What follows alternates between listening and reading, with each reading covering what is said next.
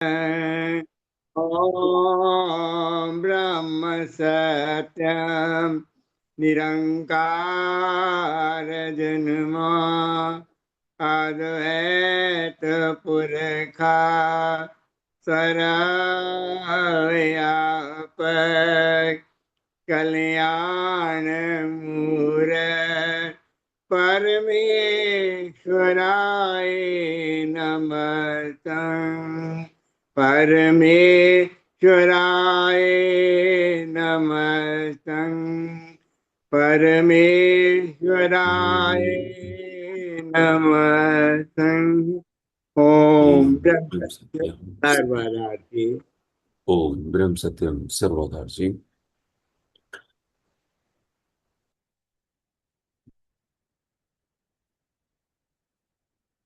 अपने सदगुरुदेव जी महाराज, अपने प्रभु, अपने परमेश्वर से आदर भाव से निवेदन करते हुए, उनकी शरणागत होते हुए, समर्पित होते हुए प्रार्थना करते हैं कि हे प्रभु, हम पर कृपा करें। हम आपकी शरण में हैं। हम दीनहीन हैं, हम बुद्धिहीन हैं।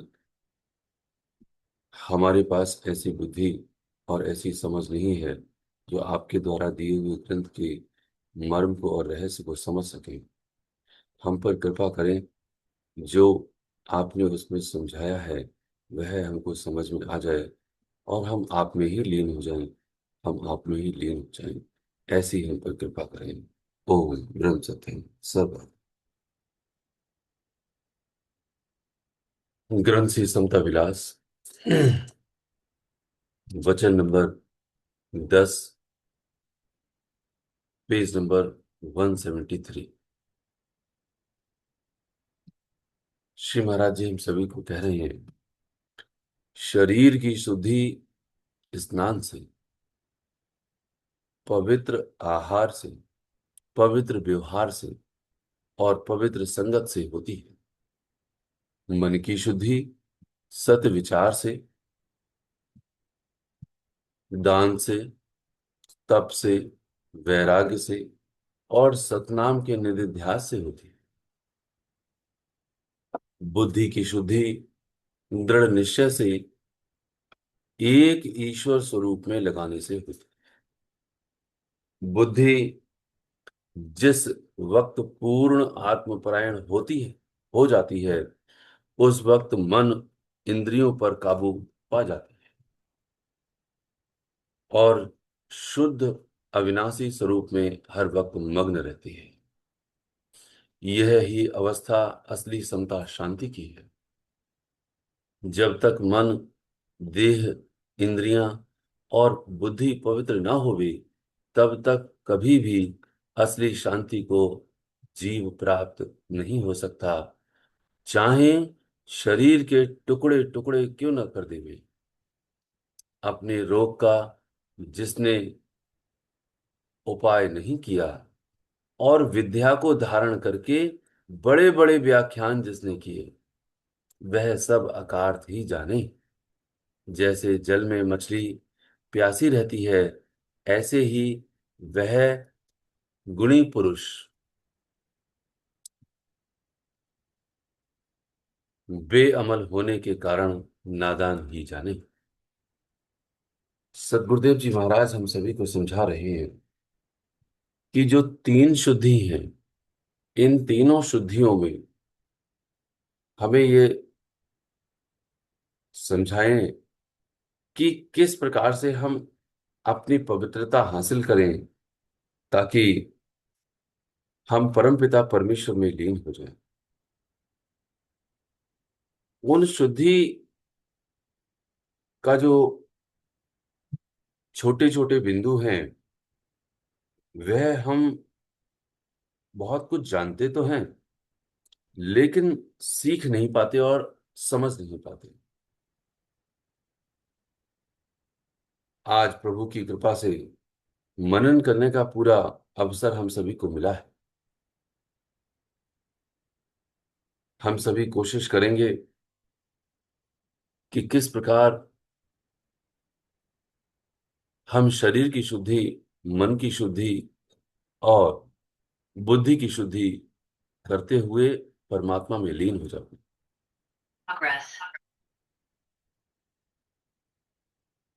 शरीर की शुद्धि स्नान से होती है, पवित्र आहार से होती है, पवित्र व्यवहार से होती है और पवित्र संगत से।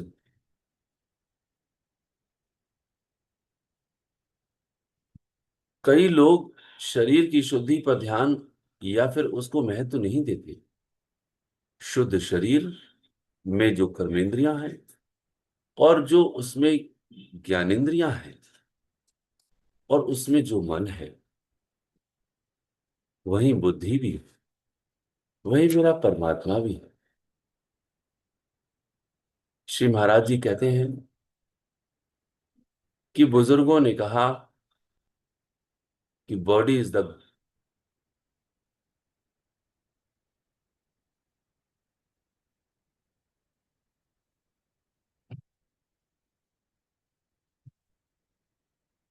जो शरीर है वो प्रभु का घर, body is the temple of God.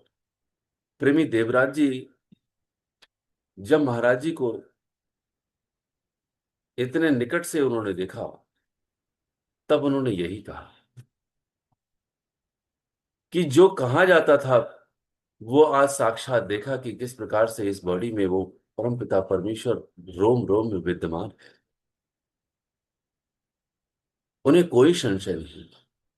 ऐसी खुशबू जो आज तक इत्र भी हर फेल कर देती है, श्री महाराज जी के निकट पहुंच करके ऐसा अनुभव हुआ। प्रेमी जिंदल जी जब उनके बाजुओं को दबाने के लिए आगे बढ़े, तो जैसे ही उन्होंने शरीर पर हाथ रखा तो ऐसा लगा जैसे कोई मखमल पर उन्होंने हाथ रखा। एकदम ख्याल आया कि ये हड्डियां तो बड़ी कोमल हैं, लेकिन अंतर्यामी परमेश्वर जो श्री महाराज जी बाहर दिखाई दे रहे थे, वो तो श्री नरेंद्र जिंदल जी प्रेमी जी के अंतर में भी थे। और कह उठे, दबा ले जितनी जोर से दबानी, कुछ नहीं होने वाला।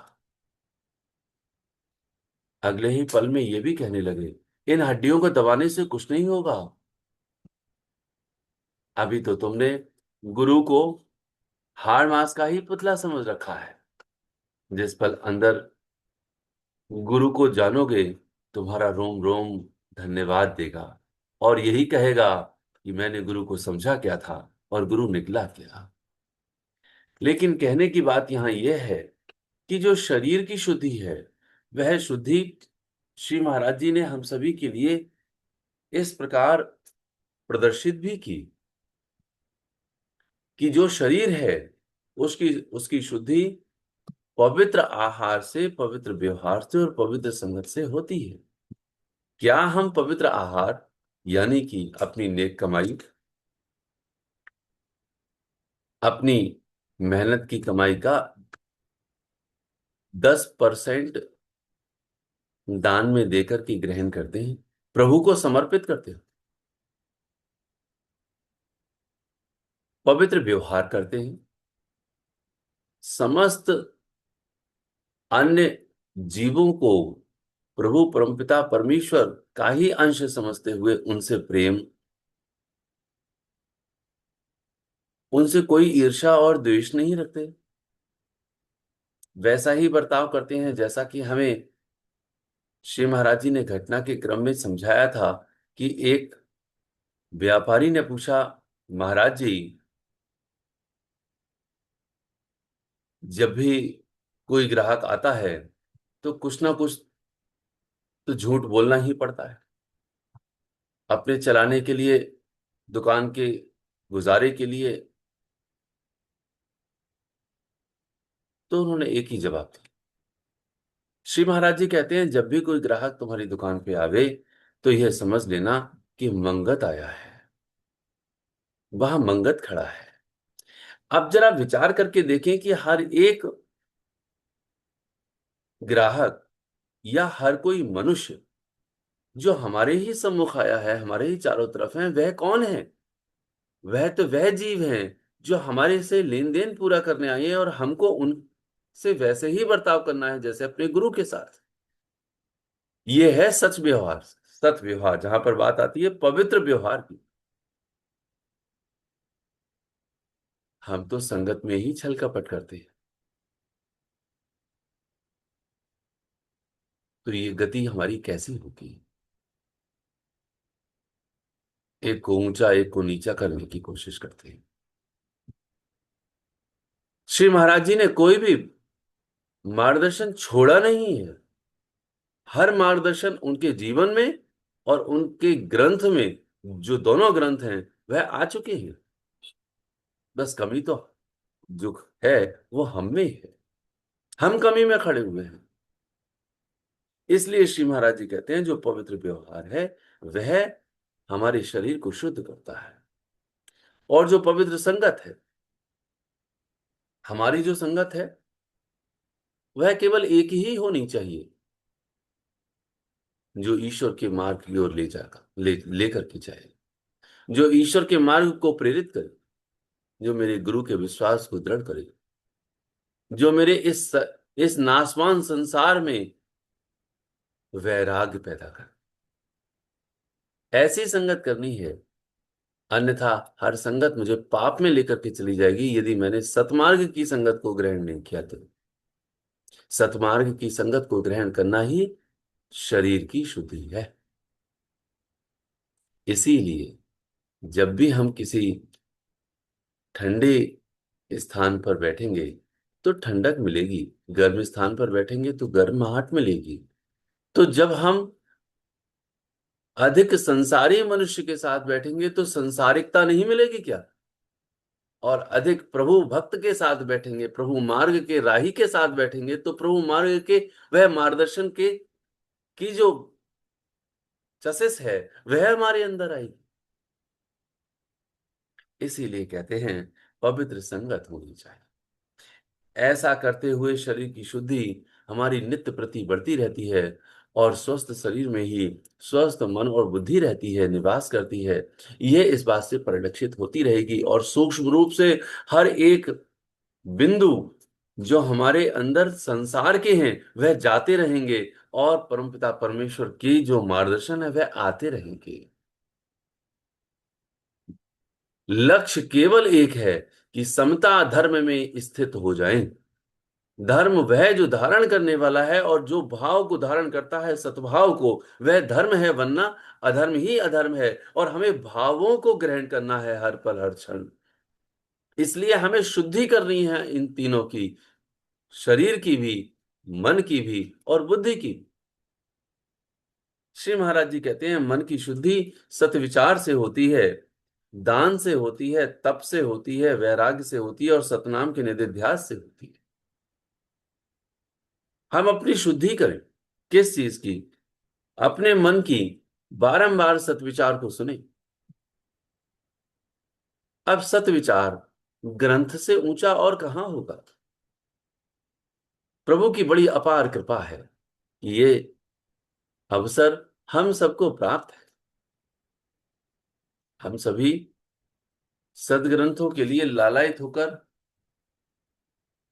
इस प्रकार नित्य प्रति सुबह 6 बजे अपने परम पिता परमेश्वर, अपने गुरु के चरणों में हाजिर हो जाते हैं, यह सतविचार ग्रहण करने के। लेकिन इसके साथ साथ दास का यह कहना है और प्रार्थना है कि यह सतविचार लौट करके जब पुनः 6 बजे 6 बजे, तब तक ये सतविचार चलता रहे, उसका मनन चलता रहे, चिंतन चलता रहे। यदि ऐसा ना हो पावे तो कोशिश करें किसी ऐसे मित्र को जो इन सतविचारों को हमसे कुछ वार्तालाप करे, ताकि यह सतविचार फिर जहन में आ जावे।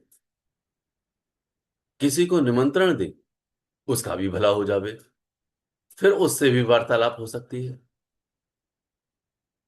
किसी को शेयर करें, प्रभु की कृपा से ये YouTube पे आ भी जाती है। हमने ये सत्विचार अपने जहन में लाना है, क्योंकि मन की शुद्धि करनी है। और हर सत्विचार ग्रंथ का यही संदेश दे रहा है कि हमारा लक्ष्य ईश्वर की प्राप्ति बन जावे। ये संसार दुख रूप है, नाशवान है, ये हमारे अंदर में समझ आ जाए, ये दृढ़ हो जाए। तो इसके लिए सत्विचार नित्य प्रति चलना है, हर लम्हा हर क्षण चलना है। तो इस प्रकार हम सभी इस सत्विचार को व्यापकता दें। कैसे श्री महाराज जी सत्विचार को ग्रहण करवाने के लिए सभी से मिन्नतें किया करते थे। आज भी याद है कई प्रेमियों को वह दृष्टांत, जब आदरणीय प्रेमी देवराज जी किसी कार्यवश अपने ही गोष्ठी से, जहां महाराज जी बैठे हुए थे, वह उठ बैठे और चले गए। जैसे ही जाने लगे वैसे ही महाराज जी कहते हैं, क्या हुआ प्रेमी जी, क्या इनकी बातें तुम्हें अच्छी नहीं लगी? क्या इनकी बातें तुम्हें अच्छी नहीं लगी? अब वो प्रेमी सकपका गए। वो कहते हैं, नहीं महाराज जी, ऐसी कोई बात नहीं है। तो वो कहते हैं, क्या बात है? तो वो कहते हैं, महाराज जी, कुछ जरूरी काम याद आ गया था। अब श्री महाराज जी ने क्या कहा वो हमारे लिए समझने की बात है और अपनाने की भी बात है। वो कहते हैं प्रेमी जी से, ठीक है प्रेमी, कार्य करके लौट आना, कार्य करके शीघ्र लौट आना। यदि शिष्य बनकर ना सही तो गुरु बनकर आ जाना। यदि शिष्य बनकर ना सही गुरु बनकर आ जाना। मिन्नतें किया करते थे इस तरह से कि अपने ही शिष्यों के शिष्य बनने को तैयार थे। किस लिए? कि ये सत्य विचार तुम सुन लो, समझ लो और अपना कल्याण करो। हमें भी यह सत्विचार जो श्री महाराज जी के हैं उनकी व्यापकता को लेकर आना चाहिए। जन जन तक पहुंचे ये बात कि ये जो गहरे विचार हैं वो समता के, सही मायने में समता धर्म और समता ग्रंथ के हैं, जो केवल एक ही बात बतला रहे हैं कि किस प्रकार से हम ईश्वर का लक्ष्य बना ले और संसार को दुखरूप और नाशवान समझ लें। तो इस प्रकार से मन की शुद्धि करें, साथ में दान करें, अपनी नेक कमाई करें और 10% उसका दान दें। साथ में तप करें। तप तीनों से होता है, शरीर से भी, मन से भी और वचन से भी। इन तीनों का तप इस प्रकार करें जिससे कि हमारे मन में ऐसा असर आए कि ईश्वर ही ईश्वर इस संपूर्ण सृष्टि का आधार है और कोई भी नहीं है। इसीलिए श्री महाराज जी कहते हैं, भूख समान जो आहार करीजे, सो आहारी मार्ग धर्म लखीजे। भूख समान, जब भूख लगे तब आहार ग्रहण करो। और जैसा आहार ग्रहण करेंगे, कहते हैं मार्ग धर्म लखीजे, फिर वो उत्तम आहार को ग्रहण करके जो शास्त्रों में विदित है वह धर्म को अपना लेगा। तो ऐसा शरीर का तप करें, जब कोई जरूरत पड़े तब बोलें, उतना ही बोलें जितनी जरूरत हो। अनर्गल ना बोलें, अनर्थक ना बोलें। ये शरीर का तप है। और साथ में जब ये मन है, इस मन की शुद्धि का तप है। और मन के अंदर इसी प्रकार से तपोमयी जब हम करते हैं ये विधान, तब जाकर के मन शुद्ध हो जाता है। इसके अंदर जो संकल्प हैं वह सतोगुणी के विद्यमान हो जाते हैं। वैराग्य से भी मन शुद्ध होता है। वैराग का अर्थ है बेराग हो जाना। ना राग होना किसी से, ना द्वेष होना, ना किसी को प्रिय समझना ना अप्रिय समझना, सभी के साथ कर्तव्य का पालन करना। लेकिन अंदर से ये जान लेना कि ये हमारे कोई भी नहीं है। बताना नहीं है, समझना है। और अंतर्मन से समझते हुए परमपिता परमेश्वर की शरण में रहना है। श्री महाराज जी कहते हैं, और सतनाम के निधिध्यास से होती है, जो सत का नाम है, अर्थात एक महामंत्र है जो हमारे लिए श्री महाराज जी ने दिया है। उसका निधिध्यासन करना है, उसका हर पल हर क्षण हमें जाप करना है। अंत में बुद्धि कैसे शुद्ध होती है? इस बुद्धि का जो स्वरूप है, जो अनानियत को धारण किए हुए है, वो कहते हैं उसका दृढ़ निश्चय से एक ईश्वर स्वरूप में लगाने से। आज भी हमारा दृढ़ निश्चय ईश्वर में नहीं हो पाया। क्या दृढ़ निश्चय? केवल एक ही दृढ़ निश्चय कि मैं जीव हूं, मैं तुम्हारा अंश हूं, पर हे परमेश्वर मैं तुम्हारा अंश हूं, और तुम में ही मिलने के लिए इस मानव के शरीर का चोला मैंने पाया है। अर्थात यह चोला केवल और केवल तुम्हारे वास्ते पाया है। तो ये जो दृढ़ निश्चय है, इस दृढ़ निश्चय से हर हालत में मुझे समर्पणता आ जाती है। कहां की समर्पणता? एक ईश्वर में निहित होने की। तो जैसे जैसे ये बुद्धि यानी मैं यानी जीव परमपिता परमेश्वर में उनके स्वरूप में लीन होती है, तो क्या कहते हैं? बुद्धि जिस वक्त पूर्ण आत्मपरायण हो जाती है, उस वक्त मन इंद्रियों पर काबू पा जाती है। मन इंद्रियों पर काबू पा जाती है उस वक्त, यानी आत्मपरायणता के बल से यही बुद्धि यानी मैं अपने ही मन पर काबू पाऊंगा, अन्यथा नहीं पा सकता। कितनी भी कोशिश कर लूं, ये मन, मेरा ही मन मेरे लिए खुद भरमा देगा, अर्थात मेरा ही राजा बन जाएगा और मैं भटक जाऊंगा। मैं यानी जीव भटक जाऊंगा। श्री महाराज जी कहते हैं कि ये जो मन है और ये जो इंद्रियां हैं, ये अति चंचल है। मन में सारे संकल्प हैं, इंद्रियों में सारी प्यास है। इसलिए इस मन और इंद्रियों पर काबू पाने के लिए बुद्धि का आत्मपरायण होना अति आवश्यक है। बुद्धि शुद्ध होकर के आत्मपरायण हो। इसलिए श्री महाराज जी कहते हैं, और शुद्ध अविनाशी स्वरूप में हर वक्त मग्न हो जाती है। जब ऐसा होता है तो मन और इंद्रियां की जो प्यास है वह कम होती चली जाती है और बुद्धि उस परम आनंद के स्वरूप में हर वक्त मग्न हो जाती है। यह अवस्था ही असली शांति है।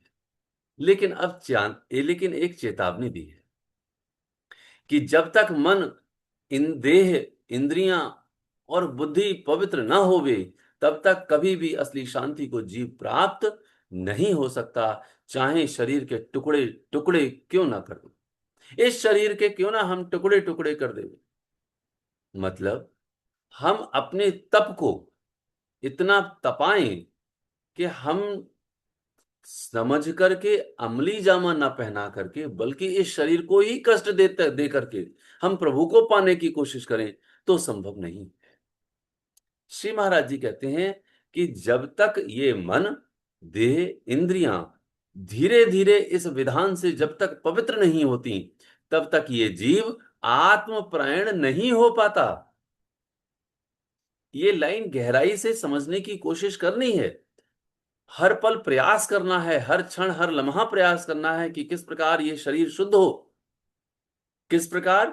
वो कहते हैं कि स्नान से, पवित्र आहार से, पवित्र व्यवहार से और पवित्र संगत से शुद्ध करो। ऐसे ही मन को इन सत्विचारों से, दान से, तप से, वैराग्य से और सतनाम के निधिध्यास से शुद्ध करो और बुद्धि को आत्मपरायणता से शुद्ध करो। तब जाकर के क्या होगा? यही मन, देह और इंद्रियां पवित्र हो जाएंगी और ये बुद्धि आत्मपरायण हो जाएगी और समता शांति में मग्न हो जाएगी। लेकिन ऐसे विधान से यदि नहीं करते हैं, तो इस शरीर के क्यों ना टुकड़े टुकड़े कर दिए जावें, कभी भी असली शांति को ये जीव प्राप्त नहीं कर सकता।